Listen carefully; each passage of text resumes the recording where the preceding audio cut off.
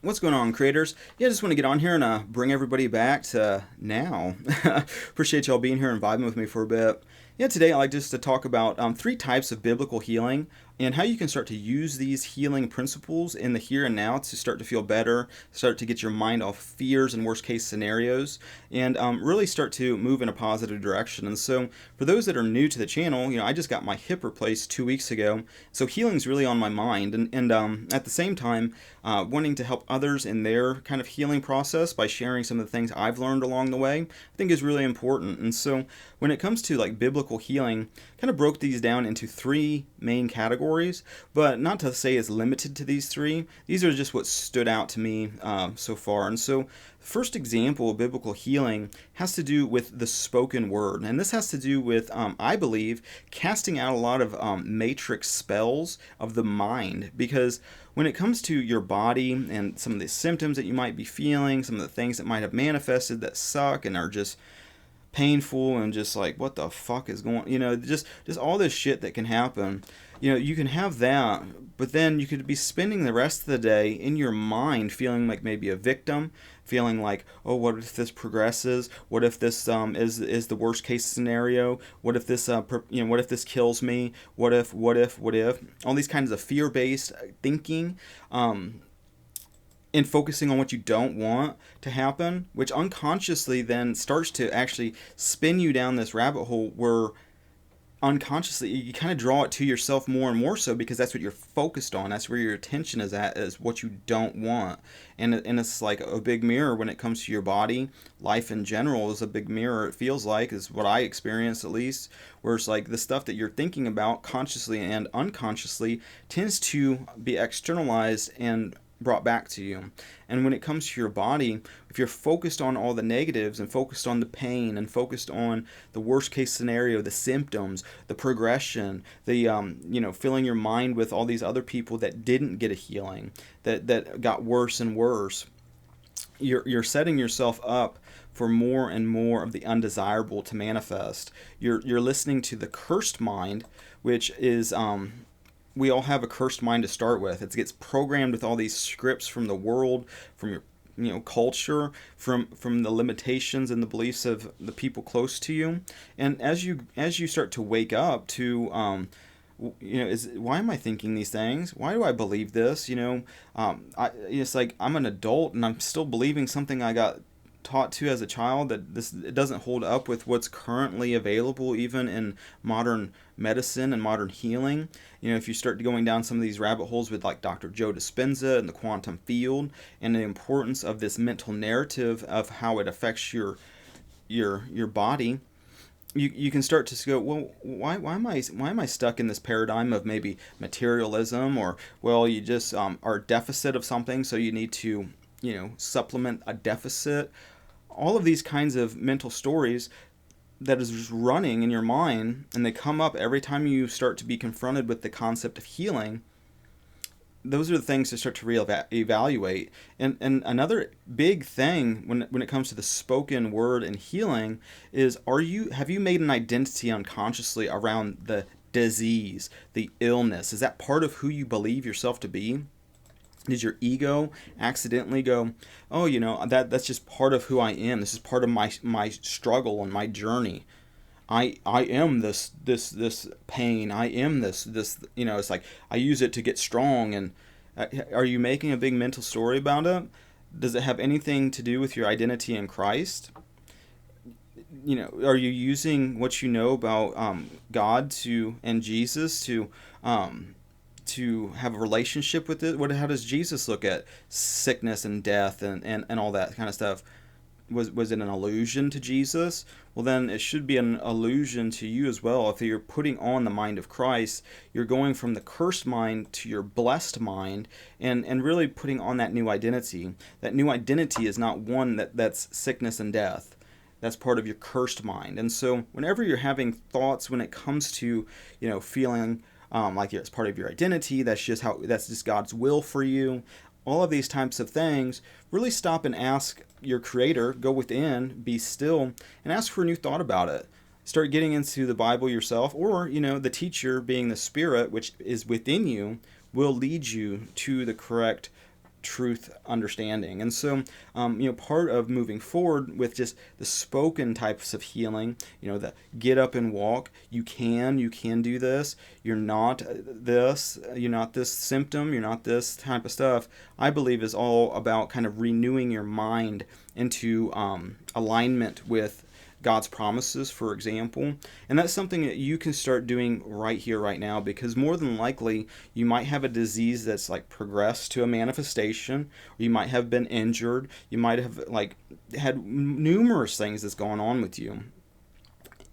What are you telling yourself about it? Are you a victim of it? Do you think it's part of God's will for you that you suffer, that you be tormented in the here and now?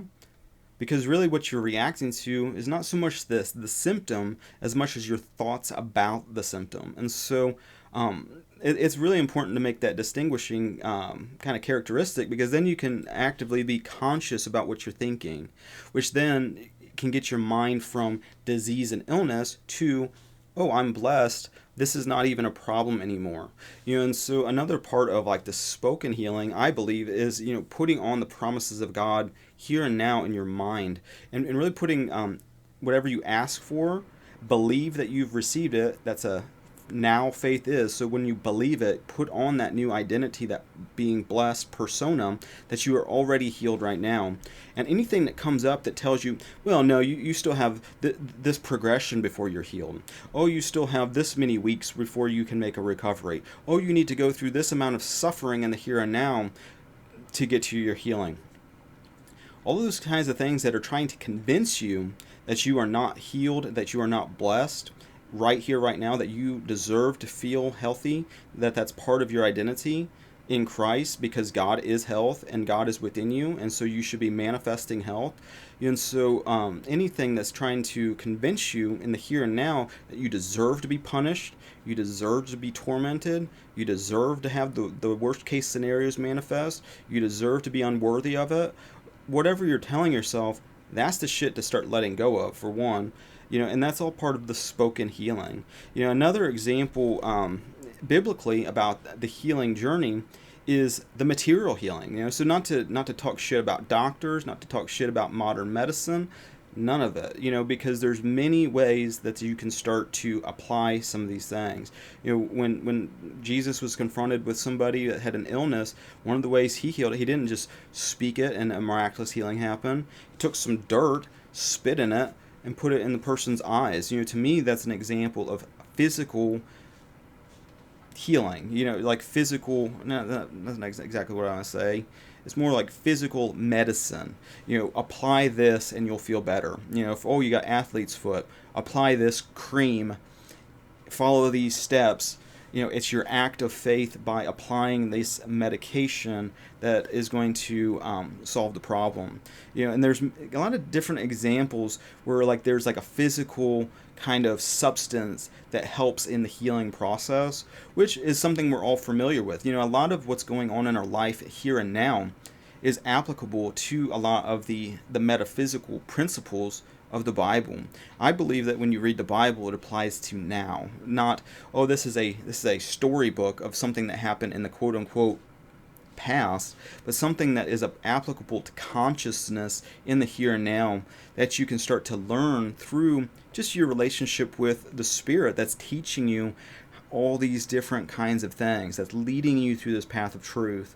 There's a person out here that's maybe helping you on your journey, but the teacher is ultimately within you, and that's where you start to really grow in your learning. And so it's very important to start listening to that inner stillness, that voice within, not the ego that's loud and obnoxious and tells you the programming of the past, but not to sit there and battle and resist that shit either, but to just be able to observe that thought, then ask the Spirit within you to, make sense of that. It's like, is that real? What's a better way to look at it? And that's something you can go within yourself in prayer and ask for. And, how that manifests a reflection back to you to answer that, the more that you're able to be present in the here and now, the faster and faster you start to get that kind of guidance back to you. Maybe through a bridge of incidents, maybe you have to go through a series of physical encounters before your mind starts to get renewed through the physical doing. and then you get to the end of it, and then all of a sudden you look back and it's like, oh wait, now I understand that because I went through something, and that now I have some knowledge of that can't be taken away because I didn't learn that from some external person. I learned that through my own life experience. And so it's important that whenever God presents you, with, oh, here's an opportunity for a material healing, not to reject that like, well, I didn't get a miraculous healing, so this is bullshit. I had that thought, going into surgery. With my hip, I put that off for a really long time because I kept thinking God would instantaneously heal it. Like, oh, one day I'll just get up and walk, and it'll be pain free, and it'll be perfectly, whatever. But then through a bridge of incidents, I started to realize that I was rejecting what was being brought to me. I didn't lift one finger to make this hip replacement happen. I didn't didn't ask my wife to do anything. I didn't ask people around me to do anything. It just all of a sudden was just happening to me, where it's like, well, you need to do this, and then we go to a church dinner, and my wife's friend, which I didn't know, and she didn't know either, her husband happened to be an orthopedic surgeon who was in the network that our insurance that covered, and it was undeniable. It got to a point where it's just like, okay, well, God obviously wants me to do this. I can't just keep rejecting it anymore. And so, and with that, having this mindset that, okay, well, if this is part of this plan of healing, then I won't reject any of these types of things that are being brought to me. I'm going to accept it. I'm going to just take it in faith and just do it. I got to the hospital. They told me that like part of the process was like the day before, don't eat or drink anything after midnight. It's like, okay. So I go to the hospital. I had to get there, 9 o'clock, something like that. I think the surgery was at like 11 or 12. And so I was hungry, kind of thirsty. Get to the hospital, and they get you in the prep area for the surgery. And the first thing they do is give me a glass of water and give me a handful of fucking pills. And it's just like, you want me to take all these? It's like, and I had a track record from like early teens, 20s of like drug abuse and shit. Not really taking pills, but being familiar with like taking substances at least. And it's just like, geez, are we getting ready to fucking party? This is a lot of pills. But took it in faith and just choked them down. I didn't even ask what they were or what they did. And still, I got friggin' bags of pills.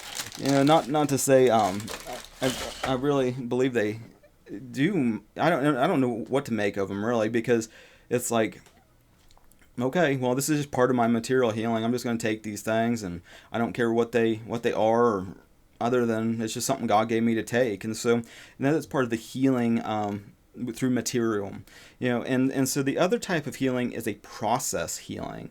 And this can be kind of an example of like, go to the Jordan River for 7 days in a row. I want you to bathe in it, and on the seventh day you'll be healed. And so it's like the process of healing is another key aspect of the journey. And so whenever you're confronted maybe with a process like a physical rehabilitation, stuff like that really kind of stands out, where it's like, okay, well, you need to do this many exercises a day. You need to do it over and over again, and by the end of 6 weeks you'll be better. And it's like, okay, well, I could choose to be listen to my cursed mind and think, oh, that's not gonna work, and and have all these negative assumptions and a negative attitude towards the process. That more than likely then will start to then manifest a lot of negative experience and be a confirmation, be a big echo chamber of like, well, I knew I was right. I knew I wasn't worthy of this. I knew I deserved to be punished. Well, other people can have this type of healing process, but not me. Whatever you're telling yourself like that, really check yourself. Is that helpful? It's like, would you tell that to a child? I mean, why are you telling that to yourself? Most of the things we tell ourselves, if you said it out loud to another human being, you go, wow, that's fucking an asshole thing to say. But you say it to yourself without any type of hesitation. What I'm trying to do on some level is to get you to have some space, so you do have some hesitation, to really question why you're saying that to yourself, and realize you can start to choose to tell yourself something differently. It's up to you to do that though. And so, part of like going forward with your healing journey is if God gives you a process to do it in faith that today I'm not going to spiral. And maybe if you do spiral, don't shame and guilt yourself for spiraling. That's part of the process. Everything that's going on in your consciousness, God knows you're going to spiral. God knows you're going to have an attitude about it. You're not tricking God. God knows. God already has it figured out. And the sooner that you kind of surrender and let go to the process, the better it's going to be for you and your state of mind in the here and now. And so, that has nothing to do with being afraid in the here and now. It has nothing to do with tormenting yourself in the here and now. You're really putting on your new mind. And that mind is one with nothing is impossible to God. So if you're filling your mind with limiting beliefs and assumptions, well, what's possible to God to do? Part of this process is growing your faith, and in that process, to grow your faith, you got to face these fears and these limiting beliefs that are already inherently in you. But the good news is the only thing you have to do is surrender them, let them go, replace those kinds of things with new beliefs, the beliefs that God instills and teaches us to kind of start opening our mind to. And the more that we do, the more we start to see that being reflected in our life. And that's something you can tangibly start testing because you're already doing this shit. You're doing that whether you're consciously aware of it or you're unconsciously aware of it. Problem is, most of the unconscious programming is a downward spiral. It's more and more sickness. It's more and more shit to deal with. It's more and more hell, basically. And that's not who you are. That's not what you deserve to experience. And I can hear people, oh, Mike, well, what if I got a terminal disease? I'm fucking dying, dude. Why are you trying to give me some sort of a hope? I'm preparing to die. And it's like, listen, everybody has to face that fear. But the more that you're able to face that fear with your creator, the more that you'll come to an understanding that who you are and is not your brain and it's not your body, but where you exist is in the mind of God, and God's never going to be destroyed or going anywhere. So neither are you. And so, having a concept that you're dying, you're always death. Oh, look at all the death around me. Well, a lot of that's a reflection of the belief in that, but it's also believing in like the reality of that. The more that you can kind of start shifting your mindset to, wait a minute, who I am as a spiritual being, having a physical experience, but my essence is always going to be aware. And that's something that you can start to put on through prayer and meditation, start to get into the Bible, start to really face your fear of death in the here and now, let the Spirit start to guide your understanding, and hopefully that's helpful. And so with that being said, I think I'm going to bounce. I've been trying to get some guitar stuff recorded. It's just been like difficult. I can't sit up more than like 90 degrees. And so to play the guitar, I kind of have to hold it weird. And so I've been trying to do a little bit of that, but I might end up just like producing another track that I can just do without getting up. I don't know. I tried to put out a good energy for you guys to kind of to vibe in. So, if the insanity of the world has been kind of just overwhelming, or you just need a break from the constant drama and shit and just want some sort of, I play guitar at my church, and like the guy that runs it, he's always like, before we go out and play, he's like, well, let's give them heaven. Which at first that was like kind of off-putting. Not in a like, oh, like that's a bad thing to say, but it's like I was so programmed from the world to be like, oh, let's give them hell and blah blah, and just get out there and fucking just do it or whatever. That when he was like, well, let's give them heaven, yeah, let's give them heaven. It was like, I didn't know what to make of that. But the more that's kind of just become a normal part of like what we're doing there. It's like, yeah, let's give them heaven, and so that's kind of the vibe going forward. It's like try to bring more and more heaven to earth for the people that are suffering, and dealing with just this nonstop fear, this nonstop hysteria, the doubling down on just insanity and shit that just doesn't work, and it's time to really break free of that matrix world and start living the life that God created you to live in the here and now. And so with that being said, I think I'm going to bounce. Thanks everybody for liking, sharing, subscribing, all the social networking things. I appreciate it. I appreciate your spiritual support and your physical in financial support, thank you for that. Link in the description. I put it to good use. And with that being said, have a good rest of your now, and God bless.